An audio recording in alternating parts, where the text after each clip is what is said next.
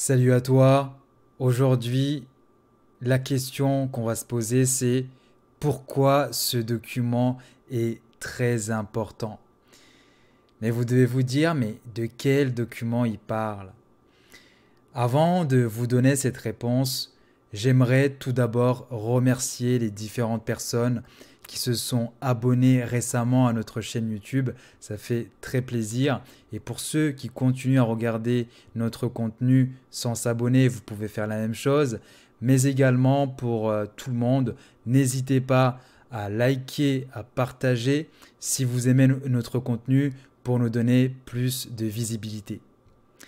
Un autre point, les différentes formations sont toujours disponibles sous la vidéo. Maintenant que ça c'est dit, je reviens à la question du début. De quel document on parle ici? Je vais vous donner quelques indices. Dans ce document, on peut voir l'état global du bien qu'on souhaite acheter. Donc c'est un document que moi personnellement j'adore consulter. Ça nous permet de voir, donc, comme je le disais, donc l'état global du bien. Ça nous permet de voir si le bien est occupé ou inoccupé. On peut également voir l'état des parties communes du quartier. Ça nous permet de savoir s'il y a un bail qui a été signé. Ça nous permet également de collecter de l'information sur le commandement de payer valence saisie. Donc vous devez vous dire quand même que c'est un document qui permet de voir beaucoup de choses.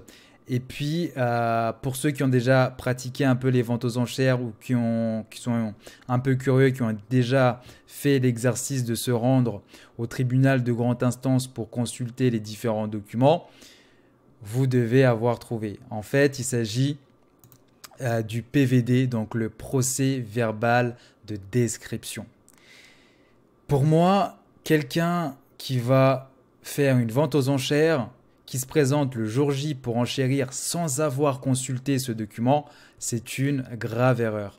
Parce que tout simplement, ce document nous donne énormément d'informations comme je le citais un peu plus haut. Je vais vous montrer à quoi il ressemble. Donc j'ai trouvé en fait un procès verbal de description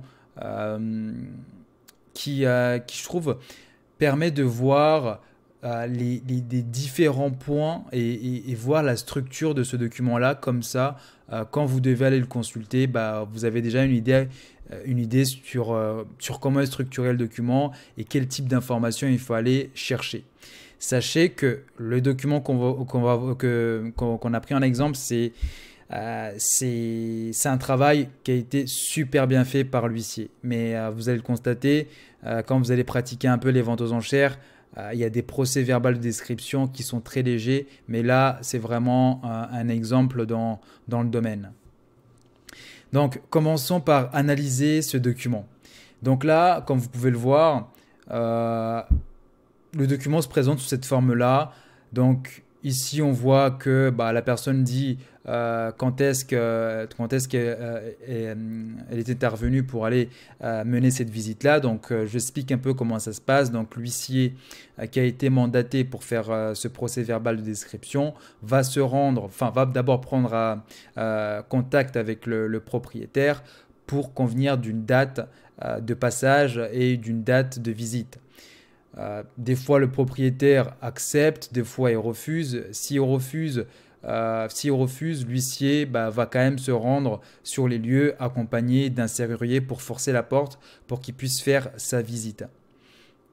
Donc là, on voit que l'huissier est venu, donc accompagné de plusieurs personnes.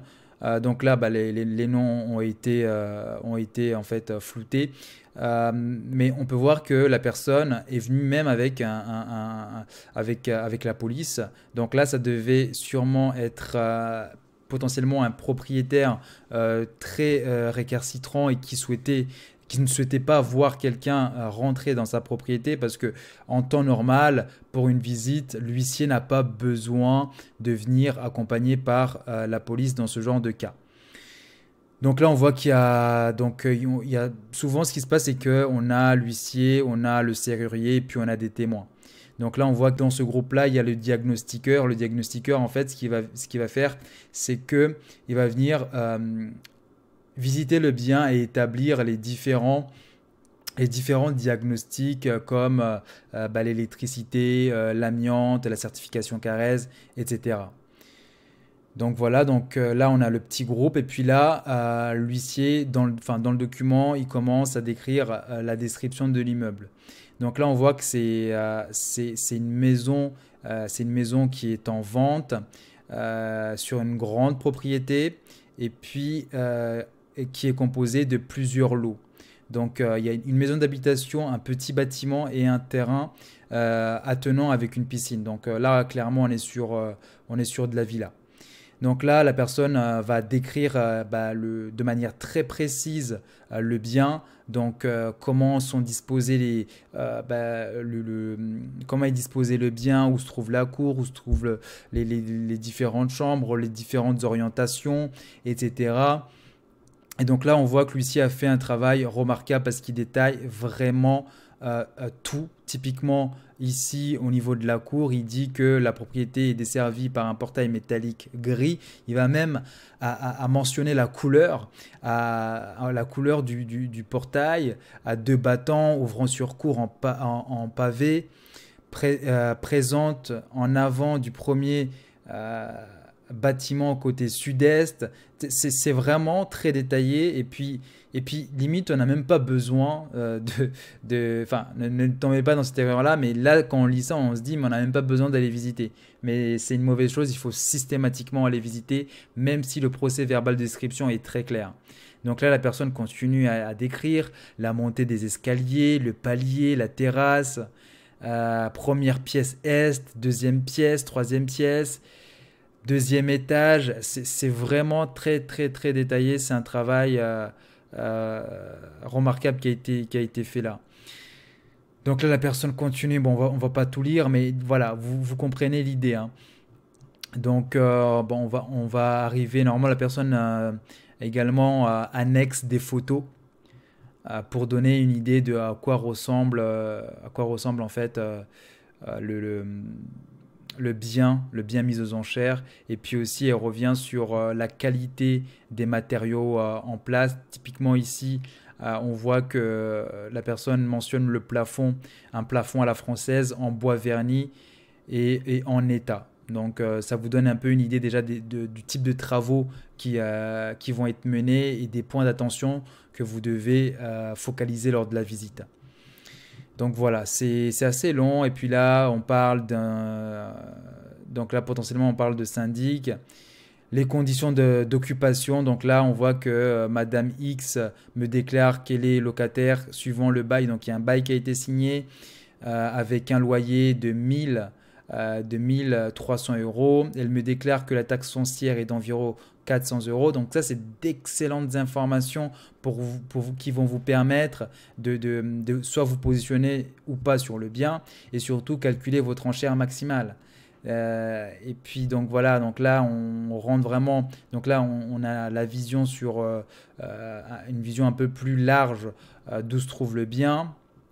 Donc là c'est voilà, c'est des photos que la personne a prises via Google Maps. Donc là on voit le bien. Ouais, le quartier a l'air très sympa. Donc là on voit que c'est à côté d'un fleuve. Hop, ça c'est pas important.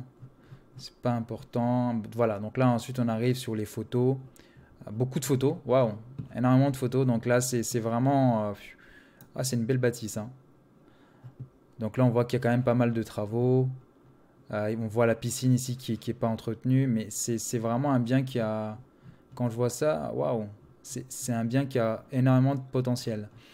Énormément de potentiel, mais avec énormément de travaux. Mais c'est sur ce type de bien qu'on fait d'excellentes affaires parce qu'il y a très peu de gens qui font se positionner et il va falloir faire beaucoup de travaux, mettre tout ça en l'état, mais derrière à la revente on fait des très très très belles plus-values.